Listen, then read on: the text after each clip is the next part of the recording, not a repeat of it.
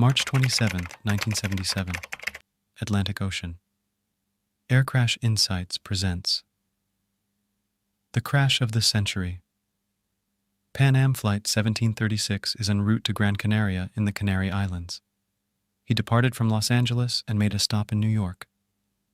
The Boeing 747-100, codenamed Clipper Victor, the first 747 model to enter service, operates the route. There are 380 passengers and 16 crew members on board. The crew consists of a captain, a co-pilot, and a flight engineer. Flight 4805, which departs from Amsterdam Schiphol and also has Gran Canaria as its destination, precedes Flight 1736. A Boeing 747-200 operates this charter flight for Holland International Travel, carrying 235 passengers. Jacob 5, the captain, is also a KLM instructor. A co-pilot and a flight engineer accompany him. 1:15 p.m. at Gran Canaria Airport. A bomb detonates in the terminal, killing one person. A phone call alerted people to the first bomb. A second call indicated the presence of another bomb hidden in the airport. The authorities decided to temporarily close the airport following the first explosion. The airline routed all flights to Los Rodeos Tower, notified Pan Am and KLM of the incident, and requested that they divert their routes to Los Rodeos. Pan Am pilots said they preferred to fly circles around the airport until it was operational again. However, the tower directed them toward Los Rodeos. Los Rodeos Airport is in Tenerife, Canary Islands. Los Rodeos is a small regional airport with a single runway, surrounded by a main taxiway and connected by small lanes. The KLM Boeing 747 lands first. The Pan Am 747 arrived shortly after that.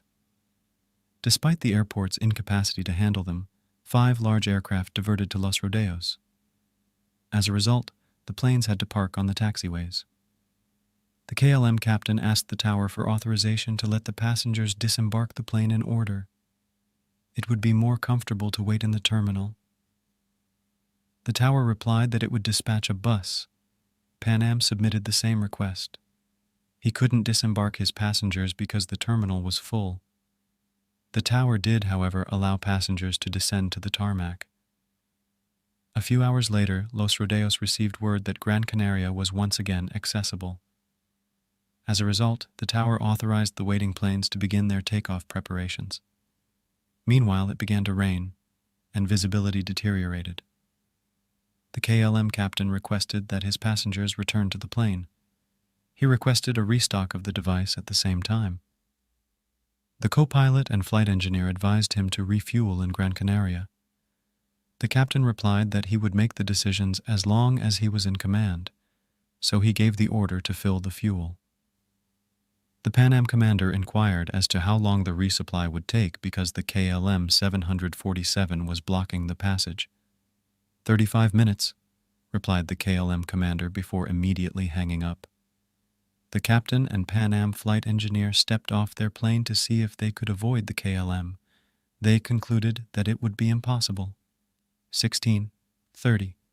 The KLM's fueling is now complete, and the tower allows them to backtrack and then remain at the end of runway 30. Backtracking refers to the practice of using the runway as a traffic lane and turning around at the end to ensure alignment. A thick fog had blanketed the airport, reducing visibility to about 100 meters. The tower then instructed the Pan Am to follow the KLM and exit the runway on track 3. The crew initially had difficulty determining whether the controller was requesting that they leave the runway at track 1 or track 3. As a result, the crew requested that the controller communicate more clearly. The tower responded, "The third, sir. 1, 2, and 3. Third, the third." The thick fog obscured the tower's view of the two 747s. The Pan Am crew spotted the first 2 tracks, C1 and C2. However, it is unknown whether the crew was able to spot the C3, or E3. They should have taken the exit. The Pan Am crew appeared to be confused about their position on the runway. Meanwhile, the KLM had moved to the end of the runway. After lining up, the captain pushed the throttle forward and the plane began to move forward. KLM co-pilot. "Wait a minute. We don't have permission to take off yet. KLM Commander. No, I know, so ask for it. KLM Co-Pilot. The KLM 4805 is now ready to take off. We are just waiting for authorization. Tower of Tenerife. English instructions are difficult to translate in short. Maintain flight level 9, 0, and turn right immediately after takeoff. The tower's instructions included the word takeoff, but they did not imply that the KLM had permission to take off. KLM, Engineer N. Provide brief instructions in English. We are currently prepared to take off, or rather actually take off. KLM brakes released. The KLM captain says, "We're going. Check the throttles." Increased thrust is audible in the KLM cockpit. Control tower. Okay, hold your position. I'll call you back when you can take off. Due to interference, the KLM crew could only hear okay from the control tower. Pan Am commander. No, Pan Am, via radio. We are still on the trail, Clipper 1736. Interference also caused KLM to receive this message incorrectly. Tour of Tenerife, Papa Alpha. 1736 is excellent. Please report when the track is clear.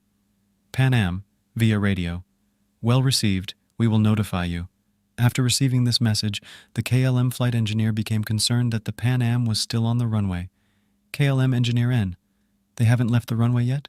KLM Commander. What are you saying? KLM Engineer N. Is the runway clear? KLM Commander. Category. But yes, the Pan Am is now leaving the runway at track C4. KLM Co-Pilot V1. KLM Commander. Oh God, Pan American. Commander, here we are. Pan Am Co-Pilot. Accelerate, accelerate. The collision completely destroyed both planes. KLM 4805, passengers 234, crew 14, survivors 0, deaths 248.